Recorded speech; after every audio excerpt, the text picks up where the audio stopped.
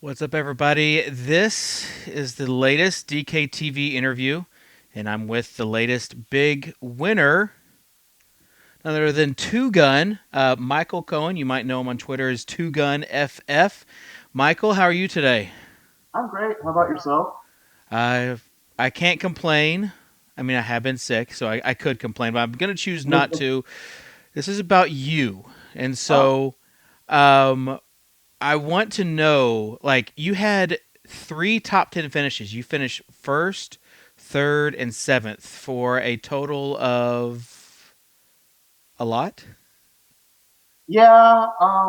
Those I'm not sure. I had about $700,000 of gross winnings that week. I think those three were about 620 or so.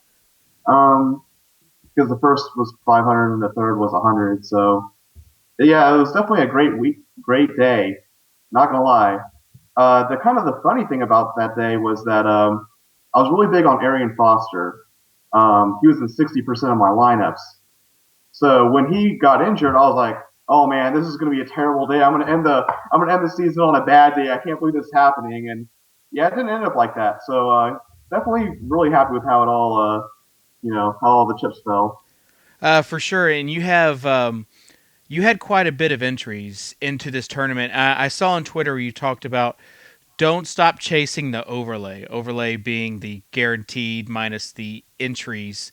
And so I want to know, like, were you just frantically putting in lineups like up until lineup locked? I wouldn't call it frantic because I had been putting up lineups, through most of the weekend. But let's call it maybe half an hour until lineups lock. I had 100 entries. So part of me was thinking, you know what?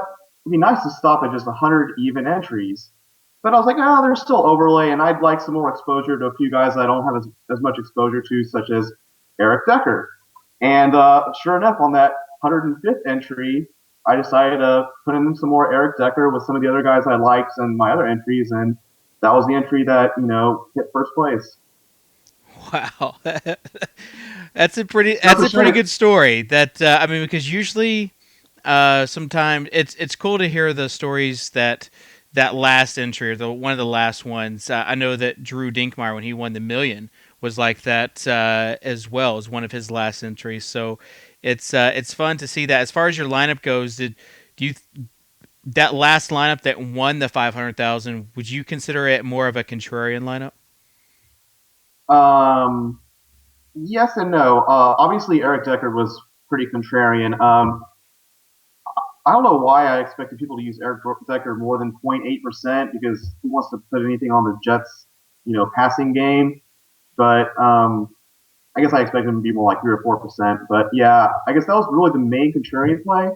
Um, Odell Beckham and Eli Manning. I liked Eli Manning for his price. I didn't really like Odell Beckham that much. He's obviously a great player and is capable of great game. I thought he was a little overpriced compared to Antonio Brown.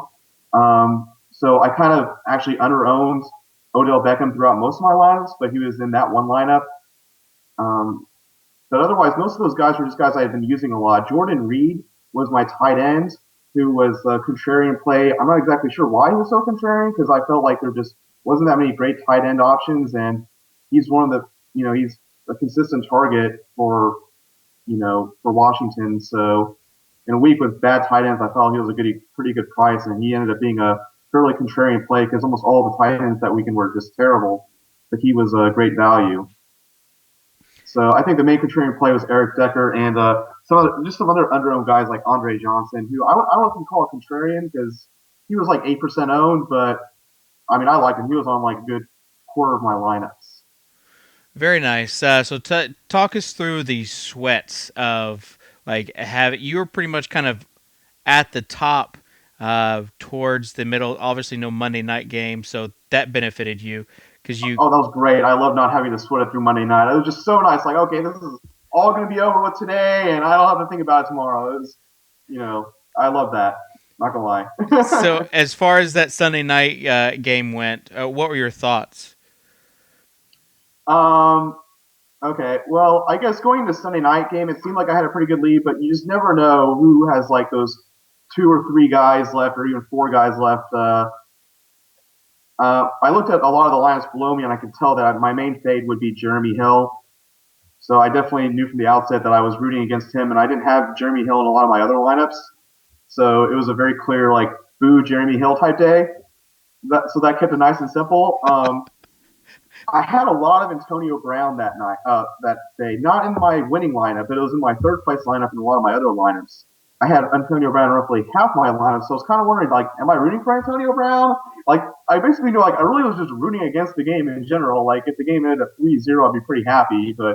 You know, but I knew, going through the lineups, I saw that the lineup with Antonio Brown in it, that just had Antonio Brown, like my lineup was the highest one left. So I felt like Antonio Brown probably couldn't hurt me and could still maybe help me just because on many of my lineups. So I kind of watched the game, just basically saying, let's just keep this game kind of simple. And if Antonio Brown has a decent day, that's cool, but just no Jeremy Hill, none of those 90-yard touchdown runs he seems to be doing every single week lately.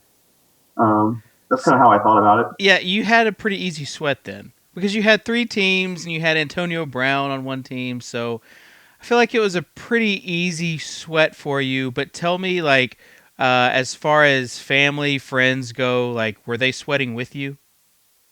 Yeah. Some of them were. I was actually at my fiance's family's house, and so they were.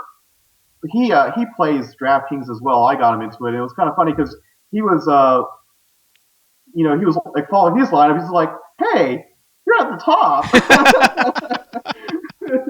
So he was definitely sweating the game with me, and I was kind of explaining the different scenarios where I thought I could stay or not, and you know, the rest of my fiance and the rest of the family, they don't know anything about, like, they don't get it, which is fine. It's kind of just kind of like, hey, we're hoping for a boring game, and that guy 32, just we don't want him in the end zone, at least not that many times. So my parents were swaying it along. I was kind of trying to explain them the different scenarios, and I tell you, it's a lot easier when some of your friends know DFS to explain to them. They get intuitively, what's good and what's bad. Trying to explain to the non-DFS people, it's basically a little more tricky, but Yeah, and still you've been fun. in the industry for a while, so they at least kind of have some idea of what it is.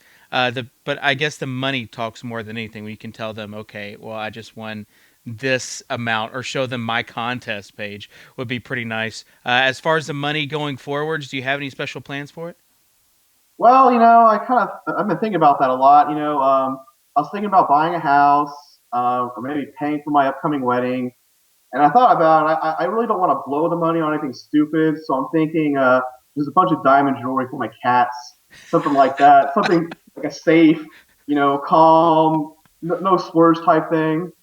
Yeah, I think like something diamond encrusted with DraftKings would be a something that would just go up in value over time. Yeah, I think that's a pretty safe bet.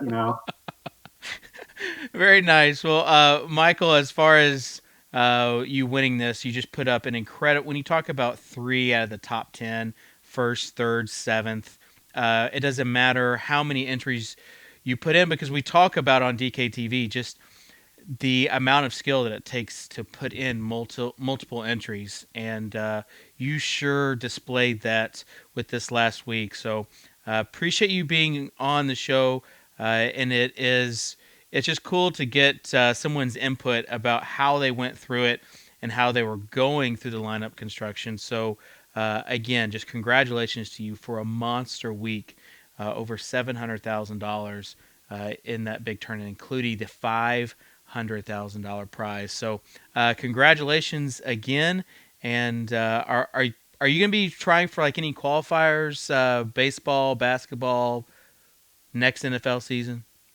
Oh, thanks again for the congrats. And yeah, my two favorite sports are basketball and football. So I'm gonna try for any qualifiers for that. I'll still play baseball. It's my way of giving back to the DFS community by being a nice big fish.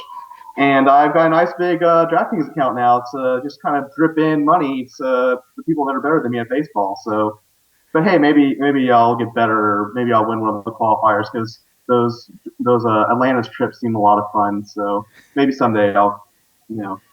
figured They, out a way to get on one of those. yeah, they are definitely fun. Michael, one of the more entertaining people that we have interviewed here for DKTV, and hopefully we will see more of you in the future as you either donate back or tackle some of these qualifiers. So appreciate Michael Cohen, aka TwoGun, on DraftKings for coming on, and again, congratulations for the big win last week. Oh, thank you very much. Great to be here.